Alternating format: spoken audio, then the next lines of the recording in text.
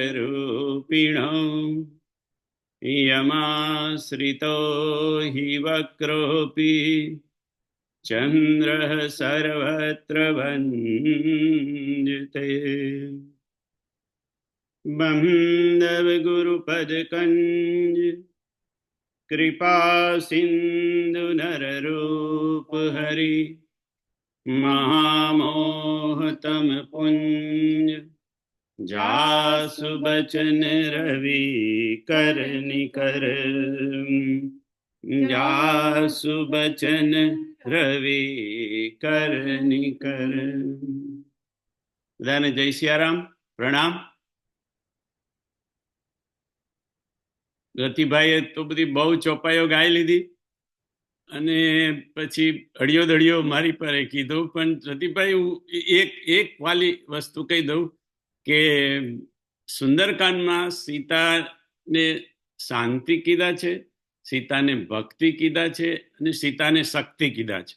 અને માં પાર્વતીને પણ આ જ લાગુ પડે. પાર્વતી પણ શક્તિ છે, ભક્તિ છે અને ઉપરથી આપણે પાર્વતીને શ્રદ્ધા પણ કહીએ છીએ. એટલે કોઈ પણ માતૃશક્તિ હોય આ ગીતામાં માતૃશક્તિના 6 એનું ગુણોનું વર્ણન કર્યું છે. એટલે આ બધા જ માતૃશક્તિમાં આવી જાય. પણ હવે તમે અંજનીની વાત કરો છો તો અંજનીમાં મને એવું દેખાય છે, આ તો મને કે નરેશભાઈ, અંજની એટલે શાંતિ સ્વરૂપા. કારણ કે ફાધર એ શાંત અને મધર પણ શાંત, અને આમે સ્ત્રી તો શક્તિ સ્વરૂપા હોય જ, શાંતિ સ્વરૂપા અને ભક્તિ સ્વરૂપા અને શ્રદ્ધા સ્વરૂપા. પણ આ બધી ચોપાઈઓ જે રતિભાઈ ગાઈ એમાંથી સરવારો કરવાનો હોય મારે, તો હું એને અંજનીને શાંતિ સ્વરૂપા કહીશ. બીજું બધું તો આવી જાય, પણ જેના મા બાપ આટલા શાંત હોય એ હવે એ કેટલી શાંત હશે એ આપણે જોઈશું. 13મા વર્ષે બદલાય જાય, પણ અત્યારે તો 13 વર્ષ સુધી તો એવું રાખો કે શાંતિ સ્વરૂપા છે. એટલે અત્યારે તો શાંતિ સ્વરૂપા જ છે. આપણે ગઈ વખતે ચર્ચા થતી હતી કે બાપુને કોઈ પ્રશ્ન કર્યો કે બાપુ પતિને વશ કરવા માટે શું કરવું જોઈએ? એટલે બાપુ કે મેં તલગાજડામાં તો જવાબ ના આપ્યો, પણ આજે આ માનસ સદાશિવમાં જવાબ આપું છું કે કોઈકને વશ કરવાની વાત જ જવા દો. કારણ કે વશ કરવું એટલે એની પર હિંસા કહેવાય. અને વશીકરણ નામની એક વિદ્યા આવે છે, મેલી વિદ્યા, એ પણ એક જાતની હિંસા કહેવાય કે બીજાને પોતાને વશ કરીને પોતાને જે કામ કરાવવું એ કરાવી લેવું. એટલે વશ કરવાની વાત જવા દો બાપુ કે. પણ એમ કે બીજા લોકોને આપણા કરવા હોય તો શાસ્ત્રોમાં ઉપાય બતાવ્યો છે કે બીજા લોકોને સામેનાને આપણા પોતાના કેવી રીતે બનાવી દેવા. અને એમાં એના કે 9મા સ્કંદમાં 7 સૂત્રો બતાવેલા છે, અને 7 સૂત્રોની આપણે ચર્ચા થતી હતી. પહેલું સૂત્ર હતું કે પ્રેમથી તમે બીજાને પોતાના કરી શકો. અને બાપુ એવું પણ કે આપણે કોઈકને વશ થઈ જઈએ તો એ ધીરે ધીરે આપણે વશ પણ થઈ જાય. પણ છતાંય વશ થવું બાજુ પર મૂકો. આપણે થવું નથી, કોઈને આપણી વશ કરવા નથી, પણ આપણે બીજાને આપણા બનાવવા છે. તો સૌથી પહેલી વસ્તુ છે પ્રેમથી. ઘણા બધા વર્ષો પહેલા મારા છોકરાઓએ આનંદ કે અમારા બેમાંથી કોઈ ભૂલી ગયો કે મને એક ચોપડી બતાવી હતી. તમે બધા કદાચ સાંભળ્યું હશે. એ ઇંગ્લિશ બુક છે, how to win friends. It was one of the best seller કે how to win the friends. હવે એમાં શું હતું એ તો મને ખબર નથી, પણ મને એવું લાગે છે કે આ પહેલું સૂત્ર તો જરૂર હશે. કારણ કે એના સિવાય તો કોઈને આપણે પોતાના બીજાને આપણા બનાવી જ ન શકાય. પ્રેમના એટલે બાપુ કે છે પ્રેમથી એકબીજા સાથે વર્તો એટલે બીજો માણસ તમારો ધીરે ધીરે થઈ જાય. પછી તમને થાય કે અમે તો કોઈ જોડે બહુ જ પ્રેમથી બહુ સારો સંબંધ રાખીએ છીએ, પણ એમ કે હજી એ વ્યક્તિ અમારી થતી નથી. તો બાપુ કે છે કે તો રાહ જુઓ. તમે કોઈકને પ્રેમ આપો એટલે એવું નહીં કે એ બીજે જ દિવસે કે બીજી જ ક્ષણે એ તમારો થઈ જાય, પણ એને જો તમારે તમારો કરવો હોય તો પ્રેમથી થશે અને થશે. પ્રેમ એ મહામંત્ર છે, બાપુ કે છે. પ્રેમ એ મહાશાસ્ત્ર છે. આપણે ત્યાં આખા રામચરિત માનસનો સાર બાપુએ કીધું, સત્ય, પ્રેમ અને કરુણ. સત્ય, પ્રેમ અને કરુણા. અને લખાય છે બાપુ કે એ પણ તમે જુઓ, સત્ય પહેલું લખાય, પ્રેમ વચ્ચે લખાય અને કરુણા આમ લખાય. કેમ પ્રેમને કેમ વચ્ચે મૂકવામાં? કારણ કે કેન્દ્રમાં પ્રેમ છે. રામચરિત માનસના કેન્દ્રમાં પણ પ્રેમ જ છે. રામ હી કેવલ પ્રેમ પિયારા, જાની લેવું જો જાન નિહારમ. એટલે કોઈકને આપણા, બીજાને આપણા બનાવવા હોય, આપણા કરવા હોય, આમ તો સૌથી પહેલો ઉપાય છે બાપુ કે એ પ્રેમ. એ લોકોને પ્રેમ આપો. હવે સત્ય, પ્રેમ, કરુણામાંથી કોઈ બાપુને પૂછ્યું કે બાપુ આ ત્રણ વસ્તુ અમે અમારી જિંદગીમાં આચરણ ન કરી શકીએ, તો એમ કે એક વસ્તુ અમને બતાવો ને. એમ કે તો બાપુએ કીધું કે જો તમારે એક જ વસ્તુ થઈ શકતી હોય તો સત્યને કાઢી નાખો. સત્ય આ પહેલું છે, આ બાજુ એને કાઢી નાખો. આ બાજુ કરુણા છે, તે કરુણાને કાઢી નાખો. પણ પ્રેમનો કોઈ વિકલ્પ નથી. પ્રેમને તમારે પકડી રાખવાનું, કારણ કે રામચરિત માનસના અંતમાં પણ શું આવ્યું? પ્રેમાંબુ પૂરમ શુભમ. પ્રેમાંબુ, પ્રેમનું અંબુ. અંબુ એટલે જળ. આમાં શું છે તો કે આ રામચરિત માનસ પ્રેમના જળથી ભરેલું છે. વશિષ્ઠજીએ પણ કીધું, પ્રેમ ભગતિ જલ બિનુ રઘુરાઈ, અભિયંતર મલ કબહુન જાય. પ્રેમ ભગતિ જલ બિનુ રઘુરાઈ, અભિયંતર મલ કબહુન જાય. પ્રેમના જળ વગર અભિયંતર એટલે આપણા અંતઃકરણમાં રહેલો કચરો અને મેલ એ ક્યારેય જવાનું નથી. અને જો સાફ કરવો હશે તો પ્રેમ ભક્તિનું જળ જોઈશે. અને એમાંય પ્રેમનાય ઘણા પ્રકાર છે ને ભક્તિનાય ઘણા પ્રકાર છે. વશિષ્ઠજીએ છોટુભાઈ બંનેને ભેગું કરી દીધું, પ્રેમ ભક્તિ જળ. પ્રેમ ભક્તિ વાળો પ્રેમ અને પ્રેમ ભક્તિ સાથેનું. એટલે એમ કે આ 7 સૂત્રો જે બાપુએ બતાયા, એમાં કીધું પ્રેમના, કે તમે પ્રેમથી બીજાને તમારા કરી શકો છો. પ્રેમમાં એ તાકાત છે. અને જ્યાં પ્રેમ હોય ત્યાં આપણું મન હોય.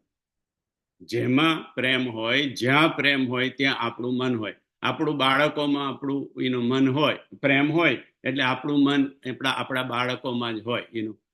આપણું મન જો વોલ સ્ટ્રીટમાં હોય, પ્રેમ આપણો વોલ સ્ટ્રીટમાં હોય, તો પછી આપણું મન પણ પછી ત્યાં હોય. જ્યાં આપણું પ્રેમ હોય ત્યાં આપણું મન ત્યાં સ્વાભાવિક રીતે જતું રહે.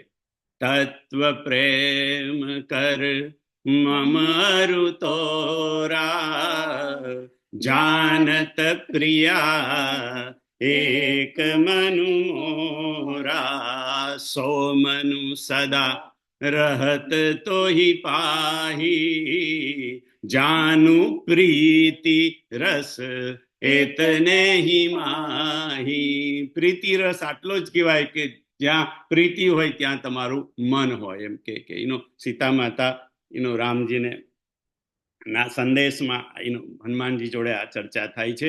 એટલે પ્રેમ મહામંત્ર છે, પ્રેમ મહાશાસ્ત્ર છે. અને પ્રેમ એ આ બીજાને આપણા કરવાનું એન્જિન છે. બાકીના જે 6 સૂત્રો છે બાપુ કે એ ડબ્બા છે, એ તો ધીરે ધીરે પાછળ ચાલતા આવે. પણ એન્જિન છે એનું પ્રેમ. એટલે આપણે પ્રેમ કરવાનું. બીજું છે અનુવૃત્યા. અનુવૃત્યા એટલે અનુસરણ કરવા. બીજાને આપણા જો બનાવવા હોય તો એ જે કરતા હોય એનું અનુસરણ કરવાનું. અનુવૃત્યા અનુસરણ કરીએ તો આપણે એમ કે ધીરે ધીરે એમને આપણા બનાવી દઈએ. કેવી રીતે? તો કે આપણે મંદિરમાં જતા હોય અને બીજી વ્યક્તિ પણ મંદિરમાં આવતી હોય એટલે આપણે ધીરે ધીરે એ મંદિરમાં જતા હોય અને આપણે મંદિરમાં જતા હોય એટલે અને પછી મંદિરમાં જતા હોય એટલે ભગવાન પણ એક જ હોય ને ત્યાં, એટલે મુખ્ય ભગવાન એટલે પછી ધીરે ધીરે ધીરે એ જેને અનુસરતા હોય આપણે એને અનુસરીએ, જે મંદિરને એ અનુસરતા હોય એને આપણે અનુસરીએ, જે ભગવાનને એ અનુસરતા હોય એને આપણે અનુસરતા હોય, એટલે ધીરે ધીરે આપણામાં દોસ્તી થઈ જાય, આપણામાં ઓળખાણ થઈ જાય એને અનુસરણ કરવાથી. એવી જ રીતે બાપુ કે કોઈ બીડી પીતો હોય એટલે લો યાર લગાવો ને યાર, લગાવો ને લગાવો, એટલે એ જો ન લગાડે ને તો પછી એની જોડે એને બહુ બને નહીં, પણ જો લગાડવા માંડે એટલે પછી પાકી ફ્રેન્ડશીપ થઈ જાય. કોઈક વરી બારમાં જતો હોય એટલે એમ કે લગાવો ને, એમ કે જો એ લગાવે તો મિત્રતા થઈ જાય છોડભાઈ, ના લગાવે તો પછી ધીરે ધીરે ધીરે ધીરે એટલે અનુસરણ એ જે કરતા હોય એનું અનુસરણ. કોઈને ભજન ગમતું હોય અને આપણને ભજન ગમતું હોય, આપણે પછી ભજન કરતા હોય, ભજન વાળા પછી બધા એક થઈ જાય કથામાં જતા હોય. આપણે બધાનો અનુભવ છે આ બધો કે અનુસરણ જે એ કરતા હોય એવું અનુસરણ જો આપણે કરીએ તો ધીરે ધીરે ધીરે આપણાથી નજીક આવે, આપણી જોડે એની મિત્રતા થઈ જાય. ત્રીજું, શીલેન એટલે શીલથી. આપણે બીજાને આપણા શીલથી. હવે શીલ તો બહુ મોટો સબ્જેક્ટ છે, શીલના કેટલા બધા પ્રકાર બાપુ એ ગણાય છે, પણ શીલથી આપણે જો વર્તન આપણું શીલ વાળું હોય તો ધીરે ધીરે બીજાને આપણે એટ્રેક્ટ થાય કે ઓ આ તો બહુ વ્યક્તિ શીલવાન છે, એને બોલવું કેમ, ચાલવું કેમ, ઉઠવું કેમ, બેસવું કેમ, આ બધાના શીલ છે. એટલે આ શીલવાન વ્યક્તિ જોડે આપણું આકર્ષણ સ્વાભાવિક થઈ જાય અને એની જોડે સંબંધ થઈ જાય શીલથી. ચોથું, વિનયથી. વિનીત ભાવથી. આપણે વિનીત ભાવથી આપણે કોઈ જોડે વર્તન કરીએ વિનયથી અથવા તો વિનીત ભાવથી તો ધીરે ધીરે ધીરે એ વ્યક્તિ આપણી થઈ જાય. પણ જો આપણે અક્કડ થઈને, દાદાગીરી કરીને અને અધિકાર વર્તાવીને પૂછીએ તો ધીરે ધીરે ધીરે નજીકની વ્યક્તિ પણ આપણાથી દૂર થઈ જાય, કારણ કે આપણે અક્કડ થઈ ગયા છે, આપણે અધિકાર જમાવા બેઠા છીએ અને આપણે દાદાગીરી કરીએ છીએ. એટલે એની વિરુદ્ધમાં વિનયથી અને વિનીત ભાવથી જો આપણું વર્તન થાય તો સામેની વ્યક્તિ આપણી નજીક આવે. પાંચમું બાપુએ કીધું હિયા, HIYA,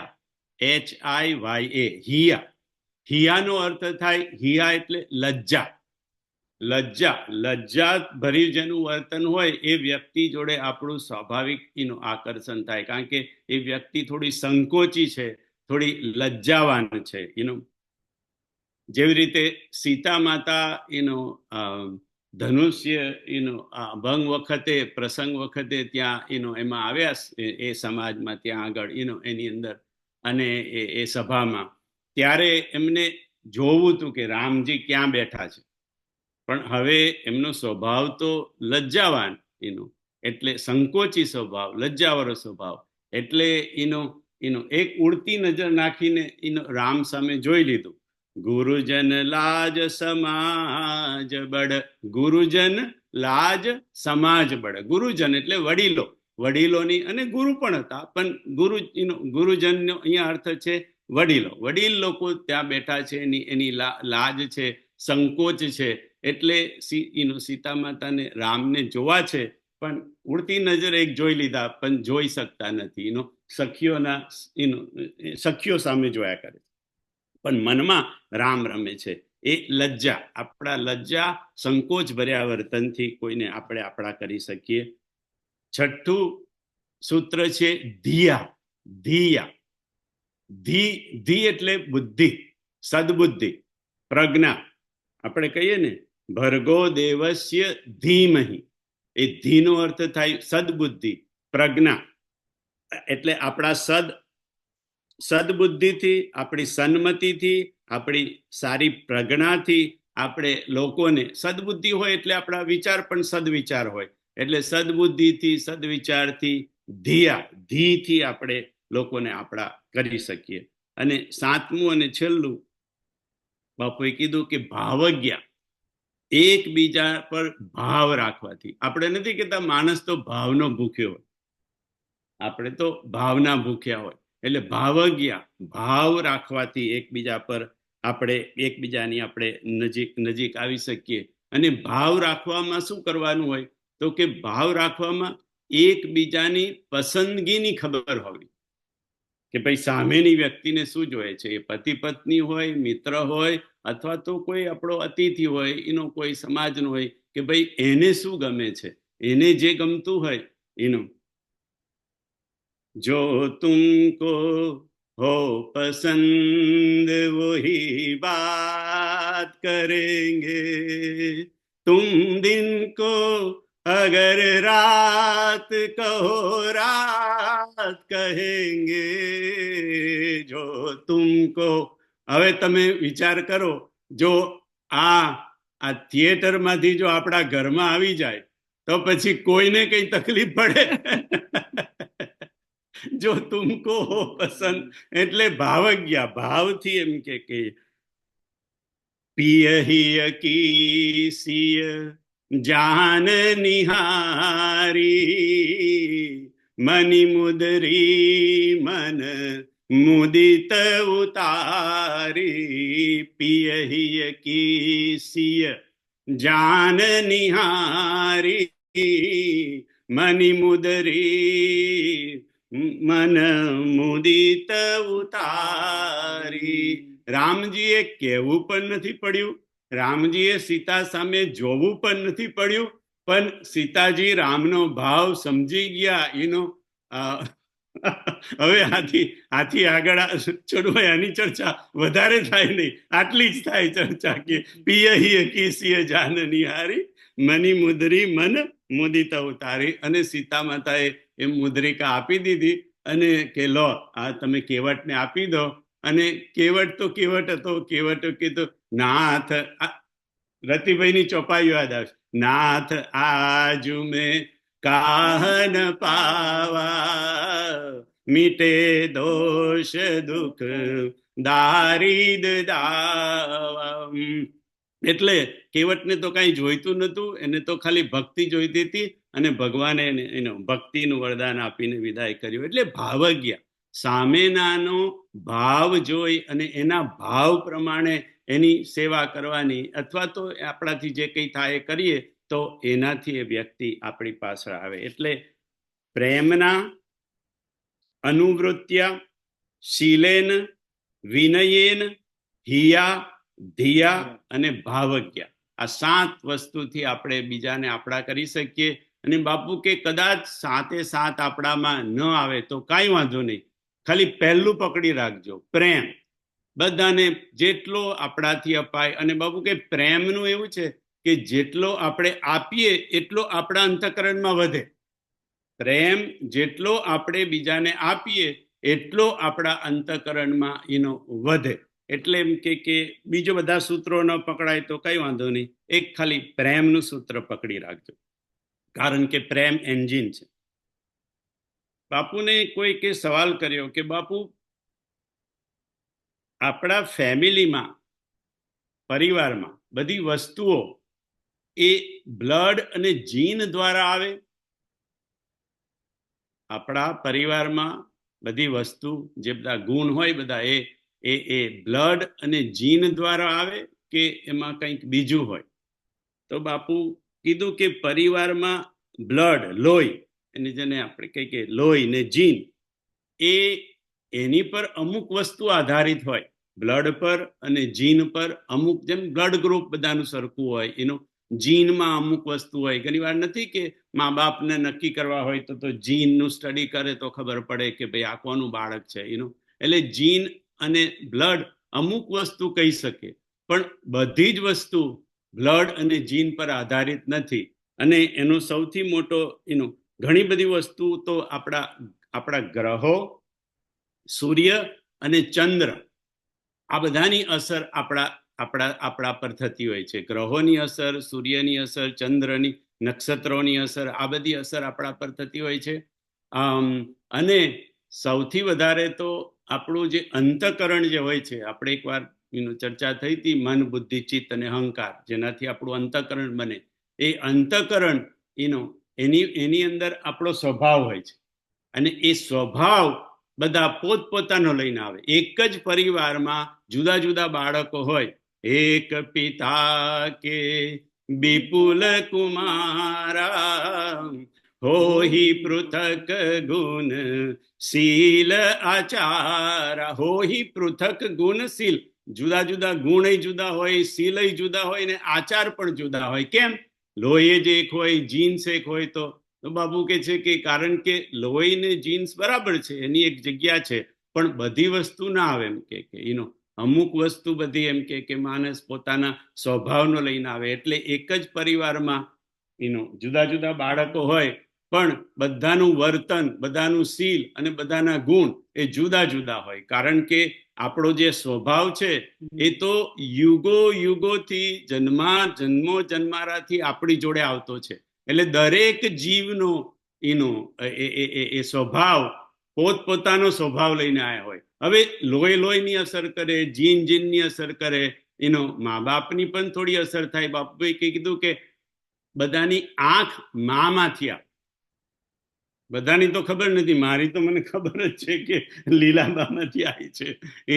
કે આંખ માથી આવે બાપુ કે, અને અવાજ એ પિતામાંથી આવે.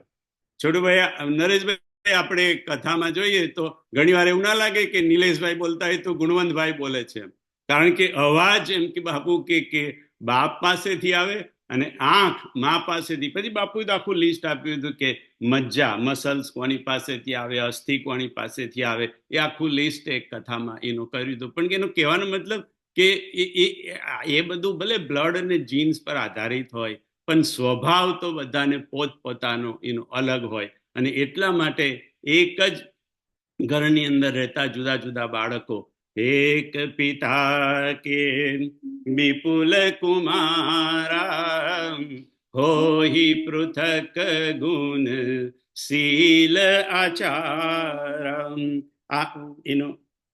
એટલા માટે એમ કે બધું જ વસ્તુ બ્લડ અને જીન્સ પર આધારિત નથી. આગળ, તુમ ત્રિભુવન ગુરુ વેદ બખાના, આન જીવ પાવર કા જાના.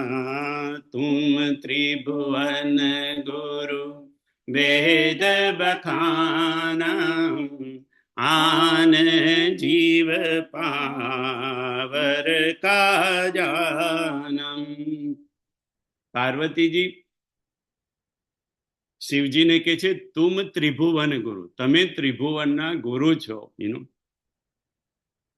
એવું વેદ વખાને છે, વેદ કહે છે. આન જીવ પાવર કા જાના. અને સામાન્ય જીવો તો એમ કે શું જાણી શકે, એમ કે મને અમુક વસ્તુ તો ખબર પડતી નથી, એટલે હું તમારી પાસે આ રામ કથા વિશે ને રામ વિશે તમને પૂછું છું. તો સદાશિવ એ ત્રિભુવન ગુરુ છે વેદોના અનુસાર. વેદો પ્રમાણે એવા કોઈ ત્રિભુવન ગુરુ કે એવા કોઈ આપણા ગુરુ, એનો આપણાથી અપરાધ ન થઈ જાય, એની બાપુ કે આપણે ખૂબ કાળજી રાખવી જોઈએ. હવે કોઈ કહેશે કે ભાઈ મારે તો ગુરુ નથી, એટલે હવે મારે તો કઈ એની કાળજી રાખવાની ના હોય, કારણ કે મારે તો ગુરુ છે જ નહીં. ગુરુ હોય એને કાળજી રાખવી પડે કે ગુરુનો અપરાધ ન થઈ જાય. પણ ગુરુ ન હોય તો બધી ચિંતા નહીં. એવું નહીં. ગુરુ ન હોય તો પણ જે સંતજનો છે, જે સાધુજનો છે, જે બુદ્ધ પુરુષો છે, એનો પણ આપણાથી અપરાધ નહીં થાય. કારણ કે એ સંત હોય, સાધુ હોય કે બુદ્ધ પુરુષ હોય, એ કોઈને ને કોઈના તો ગુરુ છે જ. એટલે એ બધા ગુરુજનોમાં કહેવાયા. એટલે આપણાથી કોઈ સાધુ અવજ્ઞા તુરત ભવાની, કર કલ્યાણ અખિલ કે હાની. સાધુની, કોઈ પણ સાધુની, કોઈ પણ સંતની, કોઈ પણ બુદ્ધ પુરુષની અવજ્ઞા આપણાથી ન થઈ જાય, એની આપણે કાળજી રાખવાની. કારણ કે આપણને ખબર નથી ન જાને કિસ રૂપ મેં નારાયણ મિલ જાય. એટલે તો પછી બધા સાધુ સંતોને બધા બુદ્ધ પુરુષોને આપણે એનું સ્વીકારી લેવાના, અપનાવી લેવાના નહીં. એવું કઈ નથી કે સ્વીકારી લેવાના કે અપનાવી લેવાના એવું, પણ બધાને પ્રણામ કરી, કોઈની અવજ્ઞા આપણાથી ન થઈ જાય એટલી. અને એમાંય જો આપણે કોઈ બુદ્ધ પુરુષને, કોઈ સાધુને, કોઈ સંતને આપણે આપણા ગુરુ બનાવ્યા હોય તો આ 10 અપરાધથી બચવું. આમ તો બાપુ કે ઘણા અપરાધ છે, પણ આ મુખ્ય હું તમને 10 અપરાધ એનું જણાવું છું, જે આ 10 ગુરુ અપરાધથી આપણે બધા બચીએ. અને ગુરુ એટલે અગેન કોઈ સંત, કોઈ સાધુ, કોઈ બુદ્ધ પુરુષ, એ બધા જ ગુરુજનોમાં આવી જાય. એટલે આ બધા જ સાધુ, સંત, બુદ્ધ પુરુષ, કોઈનો પણ આપણાથી અપરાધ ન થઈ જાય એની આપણે કાળજી રાખવાની. તો 10 ગુરુ અપરાધમાં બાપુએ ગણાવ્યા. પહેલો અપરાધ, સૌથી પહેલો અપરાધ કે તમે જો કોઈને, કોઈ બુદ્ધ પુરુષને, કોઈ સંતને, સાધુને તમારા ગુરુ બનાવ્યા તો એ પછી એ ગુરુને મનુષ્ય માનવો એ અપરાધ છે. જ્યાં સુધી તમે ગુરુ નથી બનાવ્યા ત્યાં સુધી જુદી વાત છે. જો કોઈ બુદ્ધ પુરુષને, કોઈ સંતને, કોઈ સાધુને તમે ગુરુ બનાવ્યા, એ પછી એ વ્યક્તિ, એ ગુરુને મનુષ્ય માનવો એ અપરાધ છે. મનુષ્ય માનવો એટલે હવે મનુષ્ય જ છે બરાબર, પણ એનામાં આપણાથી મનુષ્ય ભાવ ન રખાય, કારણ કે એ મનુષ્ય નથી આપણા માટે. કારણ કે આપણા ગુરુ છે, એ આપણા માટે મનુષ્ય નથી, એ આપણા માટે એનો છે બાંધવ ગુરુપદ કંજ કૃપા સિંધુ નર રૂપ હરિ. નર રૂપ હરિ એ છે તો નર રૂપમાં, મનુષ્યના રૂપમાં, પણ નર રૂપ હરિ, સ્વયં હરિ, સ્વયં ભગવાન, સ્વયં પરમાત્મા છે. એટલે ગુરુને મનુષ્ય માનવો એ શિષ્ય માટે ગુરુ અપરાધ ગણાય. આપણે ગુરુને શું કહીએ? ગુરુર બ્રહ્મા ગુરુર વિષ્ણુ ગુરુર્દેવો મહેશ્વર ગુરુત સાક્ષાત પરદ બ્રહ્મ તસ્મૈ શ્રી ગુરુવે નમઃ. જો ગુરુ બ્રહ્મા હોય, ગુરુ વિષ્ણુ હોય, ગુરુ મહેશ હોય અને ગુરુ સાક્ષાત પરદ બ્રહ્મ હોય તો મનુષ્ય કેવી રીતે હોઈ શકે? તમે બ્રહ્માને અને મહેશને અને પર બ્રહ્મને મનુષ્ય કહેશો? એ તો મનુષ્ય રૂપ છે, પણ નર રૂપ હરિ, નરના રૂપમાં, મનુષ્યના રૂપમાં હરિ છે. આ ભાવ કાયમ રહેવો જોઈએ. એટલે ગુરુને મનુષ્ય માનવો અથવા તો એનામાં મનુષ્ય ભાવ રાખવો એ ગુરુનો અપરાધ છે. બીજું, ગુરુની હાજરીમાં નિંદા, ઈર્ષ્યા અને દ્વેષ કરવા એ ગુરુનો અપરાધ છે. ગુરુની હાજરીમાં નિંદા, ઈર્ષ્યા અને દ્વેષ કરવા એ ગુરુનો અપરાધ છે. હવે આપણને થાય કે ભાઈ વિકારો તો બધા બહુ છે. કામ વિકાર છે, ક્રોધ વિકાર છે, લોભ વિકાર છે. તો ગુરુની હાજરીમાં કામના રાખીએ કે ક્રોધ કરીએ કે લોભની વૃત્તિ રાખીએ તો એમ કે ચાલે, કે એ બધું ક્ષમ્ય છે. બીજા બધા વિકારો તમારામાં હોય એ ક્ષમ્ય છે, કારણ કે શિષ્ય, ગુરુને ખબર છે કે શિષ્ય જીવ છે, શિષ્ય બ્રહ્મ નથી, શિષ્ય જીવ છે. એટલે કામ, ક્રોધ, લોભ આ બધા જે વિકારો છે એ બધું તો એનામાં હોય, પણ આ જે 3 બિનજરૂરી વસ્તુ છે, ઈર્ષ્યા, નિંદા અને દ્વેષ, એ તમે ગુરુ બનાવ્યા પછી, ગુરુ તમને આટલું કહ્યા પછી એની હાજરીમાં જો તમે એ 3 પાછું પણ ચાલુ રાખો તો એને ગુરુ અપરાધ. કારણ કે બધું છૂટી જાય એવું તો ગુરુ પણ આશા નથી રાખતા કે બધું છૂટી જાય, પણ એમ કે અને છૂટવાનું નથી. પણ આ 3 જે નકામી વસ્તુ છે, ઈર્ષ્યા, નિંદા અને દ્વેષ, આ 3 ક્યારેય ગુરુ પાસે બેસીને નહીં કરવા. ગુરુ પાસે, અને આપણાથી તો નરેશભાઈ આ જ થઈ જાય છે, કારણ કે આપણે બેઠા હોય એટલે શું થાય કે આપણી સામે તો ગુરુએ જોયું ના હોય છોટુભાઈ, અને બીજો આવે એટલે કે ઓ આવો આવો આવો, બેસો બેસો, અહીંયા બેસો, ખુરશી લાવો, હમણાં માટે ખુરશી લાવો, એમ કે એટલે ખુરશી લાવો. તો આપણે તો મનુષ્ય જ છું ભાઈ, એટલે તરત જ થોડું ઈર્ષા ભાવ, થોડો દ્વેષ ભાવ એનો આવી જ જાય. એટલે પણ ત્યારે બાપુએ કીધું કે આ યાદ રાખવાનું કે એમ કે ભલે તમારામાં કદાચ આવી જાય એક ક્ષણ, પણ તરત જ એમાંથી એનો કાઢી નાખવાનું, મનમાંથી જેટલું બને એટલું જલ્દી કાઢી. નહીં, આ તો ગુરુ અપરાધ, જાગૃત થઈ જવું કે નહીં, આ તો ગુરુ એનો અપરાધ છે, એમ કે એનો. એટલે ગુરુની હાજરીમાં ઈર્ષા, નિંદા અને દ્વેષ આ 3 વસ્તુ નહીં કરવી. પણ આગળ કહ્યું કે જે વ્યક્તિઓને, જે બળભાગી લોકોને ગુરુની પાદુકા મળી છે, તો ગુરુની પાદુકાની હાજરીમાં પણ આ ન થાય. કારણ કે ગુરુની પાદુકા એ ગુરુની વિભૂતિ છે, ગુરુની સ્વયં વિભૂતિ છે. એટલે જ્યાં જ્યાં ગુરુની પાદુકા છે ત્યાં પણ એનો ઈર્ષ્યા, નિંદા અને દ્વેષની મનાઈ છે. મનાઈ નહીં, એ ગુરુ અપરાધ છે. જો તમે કરો એની પાદુકાની હાજરીમાં તો ગુરુ અપરાધ ગણાય. ત્રીજું, ગુરુના વચનનો અનાદર કરવો એ ગુરુ અપરાધ છે. ગુરુના વચનનો અનાદર કરવો એ ગુરુનો અપરાધ છે. ગુરુને માને, ગુરુને માને એટલે ગુરુ બનાવે કોઈકને, ગુરુની પાદુકા પણ રાખે, પણ ગુરુનું કહેલું એક વસ્તુ ના કરે, ગુરુનું એનો અનાદર, એના વચનોનો અનાદર કરે તો એ ગુરુનો અપરાધ ગણે. આપણાથી કદાચ બધું થઈ તો ન જાય એનો, પણ પ્રયત્ન જરૂર કરવો જોઈએ. ગુરુના વચન પ્રમાણે, ગુરુએ આપણને જે કીધું હોય એ પ્રમાણે આપણે બધા પહોંચી તો ના જઈએ, પણ એના માટે પ્રયત્ન કરવો પડે. પ્રયત્ન કરીએ તો પણ એને ખબર પડી જાય કે આ મારો શિષ્ય આટલું પ્રયત્ન એનો કરી રહ્યો છે. ગુરુ કે વચન પ્રતીતિન જેહી, સપને હું સુગમન સુખ સિદ્ધિ તેહી. ગુરુ કે વચન પ્રતીતિન જેહી, સપને હું સુગમન સુખ સિદ્ધિ તેહી. ગુરુના વચનોમાં જેને પ્રતીતિ એટલે વિશ્વાસ ના હોય, એને સ્વપ્નમાં પણ સુખ અને સિદ્ધિ પ્રાપ્ત થતી નથી, એવું રામચરિત માનસ કહે છે.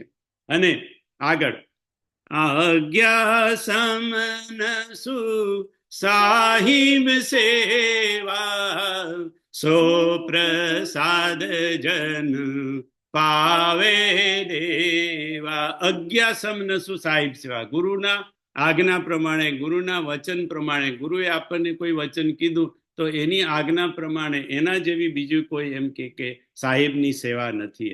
એટલે આપણે કાળજી રાખવાની કે ગુરુના વચનનો આપણાથી અનાદર ના થઈ જાય, ગુરુને આપણાથી મનુષ્ય ન મનાય, ગુરુની હાજરીમાં ઈર્ષા, નિંદા અને દ્વેષ ન થાય. અને ચોથું, ગુરુએ આપેલ મંત્ર અને ગુરુએ આપેલ ગ્રંથ એને છોડવો એ ગુરુ અપરાધ ગણાય. ગુરુએ આપેલ મંત્ર અને ગુરુએ આપેલ ગ્રંથ એને છોડવો એ ગુરુનો અપરાધ ગણાય. હવે બાપુ તો એટલે સુધી કીધું કે મંત્ર અને ગ્રંથ જે ગુરુએ આપેલો હોય એની એટલી બધી એની વેલ્યુ છે જે આધ્યાત્મિક જગતમાં, કે તમે કદાચ ગુરુને છોડી દો. નરેશભાઈ બાપુએ આવું કીધું, તમે કદાચ ગુરુને છોડી દો એનો, પણ ગુરુનો મંત્ર અને ગુરુનો ગ્રંથ એને ક્યારેય નહીં છોડવાનો. હવે બીજો પ્રશ્ન થાય, આપણે કહીએ કે ગુરુનો મંત્ર તો ન છોડીએ, પણ ગુરુના ગ્રંથ વિશે કોઈને પ્રશ્ન થાય કે અમને ગુરુએ ગ્રંથ આપ્યો પણ એ તો એનો સાવ ફાટી ગયો, બધા પાના પલળી ગયો, પાણી પડ્યું ને પલળી ગયો. તો હવે તમે તો કીધું કે ગ્રંથને છોડાય નહીં, તો પછી કે ગ્રંથને શું કરવાનું? તમે કીધું મંત્ર ને ગ્રંથ છોડાય નહીં. તો બાપુએ કીધું કે એવો કોઈ જીર્ણ થઈ ગયેલો હોય ગ્રંથ, એને તમે પધરાવી શકો છો. જીર્ણ થયેલો ગ્રંથ તમે પધરાવી શકો છો, એની નવી કોપી લઈ શકો છો. બાપુ કીધું મેં મારી પોથી ચોરાઈ ગઈ, તો પછી ચોરાઈ ગઈ કે જતી રહી, જે હોય તે. આપણે જાણો છો લંડનમાં ગઈ એટલે બાપુ કે મેં બીજી પછી એ કરી એમ. એટલે તમે નવો ગ્રંથ, એનો એ ગ્રંથ, પણ એની નવી કોપી તમે લઈ શકો છો. તો પછી બીજો પ્રશ્ન થાય કે જૂના ગ્રંથનું શું કરવાનું? તો કે જૂના ગ્રંથનું બાપુએ કીધું કે ફાટેલો હોય, પલળેલો હોય, કશું આ થઈ ગયું હોય તો એને તમે અગ્નિમાં હોમી શકો છો. હવન કરતા હોય કે અગ્નિ કરતા હોય તો અગ્નિમાં તમારો જૂનો ગ્રંથ હોય તમારે હોમી દેવાનો. એને તમે અગ્નિ સમાધિ આપી શકો છો અને તમે એને જળ સમાધિ પણ આપી શકો છો. જળમાં પણ એને રખાય, પણ જળ સમાધિ કરતા અગ્નિ સમાધિ વધારે સારી, કારણ કે અગ્નિમાં જાય એટલે પછી રાખ થઈ જાય ને માટીમાં ભળી જાય. એનો જળ સમાધિમાં શું કે એનો કદાચ એમ કે જળના તત્વોને આપણો એનો વસ્તુ નડે આપણી, એટલે જળ સમાધિ થઈ શકે બાપુ કે, પણ જળ સમાધિ કરતા અગ્નિ સમાધિ વધારે સારી.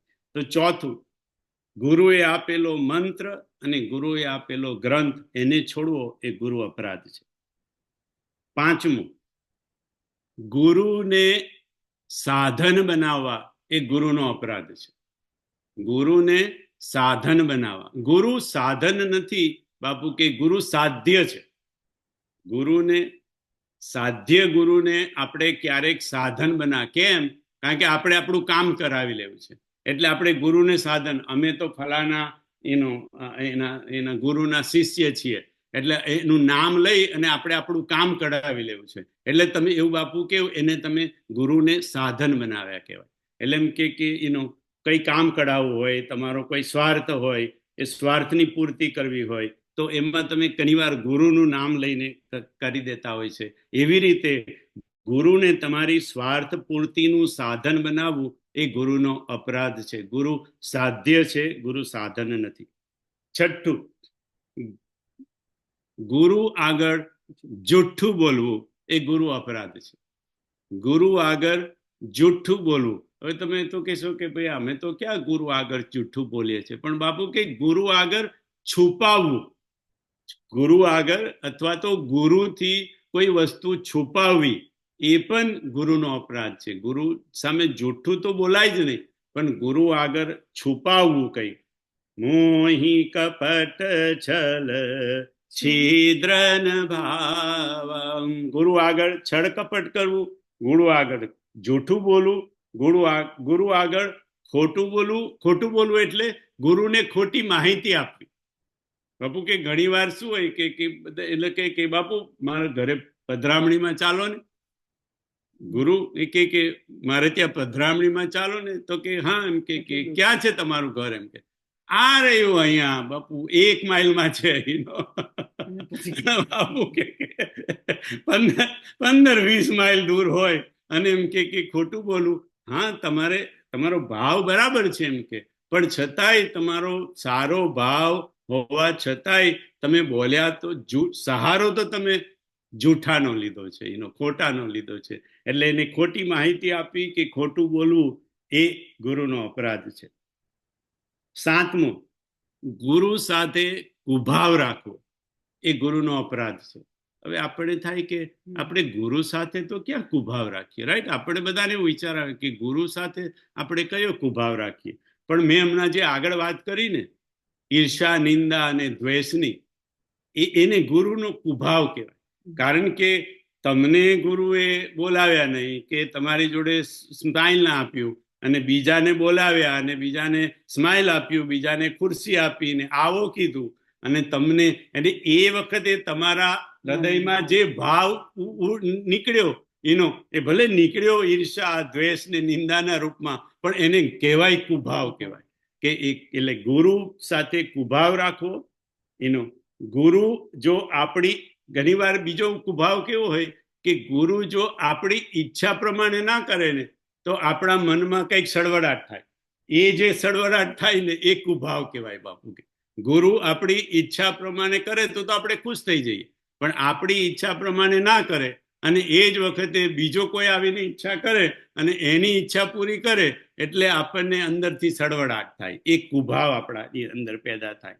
તો ગુરુ સાથે કુભાવ રાખવો એ ગુરુનો અપરાધ છે. એ વખતે આવું જ્યારે થાય, આપણે આગળ વાત થઈ કે ગુરુ આગળ બેઠા હોય ને ક્યાંક આપણને ઈર્ષા, નિંદા, દ્વેષ આપણામાં આવી જાય, આપણામાં ક્યારેક આવો કુભાવ જાગૃત થઈ જાય, તો તો એનો એક ઉપાય છે નરેશભાઈ, એ વખતે તરત જ આ કુભાવ, આ ઈર્ષા, દ્વેષ આપણા મનમાંથી કાઢવાનો પ્રયત્ન કરવાનો અને આ ચોપાઈનો પાઠ કરવાનો. જેહી વિધિ પ્રભુ પ્રસન્ન મન હોહી, કરુણા સાગર કીજીએ સોઈ.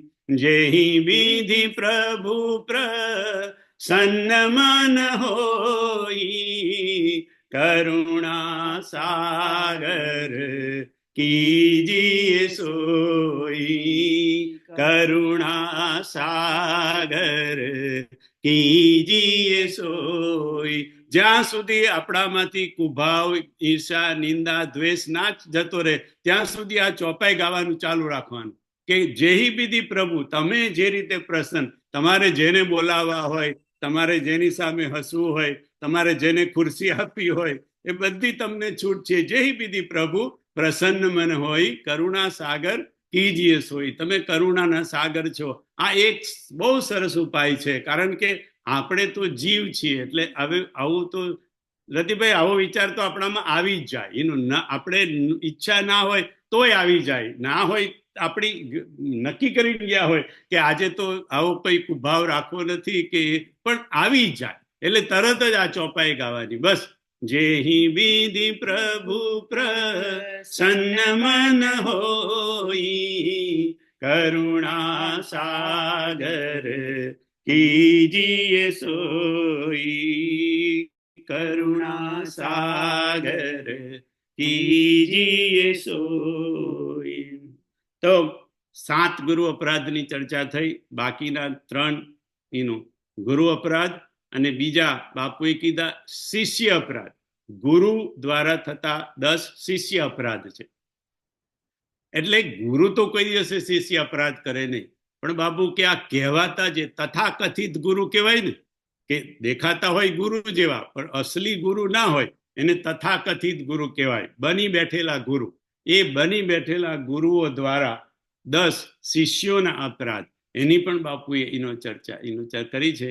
એ બધાની ચર્ચા આપણે હવે 2 વીકના વેકેશન પછી કરીશું. છોટુભાઈ, તમે વેકેશન પર જાઓ તો અમારે જવું જોઈએ ને યાર. એટલે હવે આવતા અઠવાડિયે અમે આઇસલેન્ડ જવાના છીએ અને પછી એ અઠવાડિયું રહેવાના છીએ ત્યાં. એટલે હવે 2 અઠવાડિયા વેકેશન છે અને હેડમાસ્ટરની રજા મળી ગઈ છે. આજે સવારે મેં હેડમાસ્ટરને વોશિંગ્ટનમાં ફોન કરી દીધો, 2 વીકની રજા મળશે? તો કે મળશે, કારણ કે શનિવારથી કથા ચાલુ થાય છે એટલે બહુ વાંધો નહીં આવે. કે મેં કીધું બહુ સરસ. તો પછી 2 વીક પછી આપણે પાછા ફરી આ 3 ગુરુ અપરાધ અને શિષ્ય અપરાધની ચર્ચા 2 વીક પછી કરીશું. બધાને જય સિયારામ, પ્રણામ.